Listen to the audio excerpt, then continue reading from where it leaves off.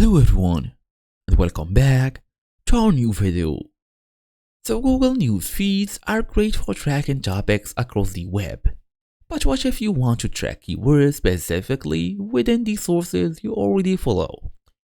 Maybe you are monitoring your company's name across industry blogs or tracking any competitor's product announcements. That's where Feedly's keyword alerts come in. Unlike Google News feeds, which search the entire web, keyword alerts in Feedly search only within the feeds you have already added to your own account.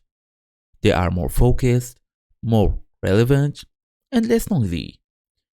But the catch is always, according to Feedly's official documentation, this feature is only available to Pro Plus subscribers. I would say straight ahead. If you are on the free plan, or let's say you are on the standard Pro plan, you won't see this option. But let's go ahead and see what we can actually do, or basically how to create a keyword alerts in Feedly. Fast and easy as usual. Let's get started. First and first, you have to log in into your Feedly account.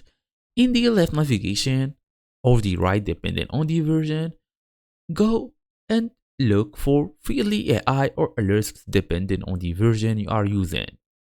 Then look for create alert or new keyword alert. Enter your keyword or phrase.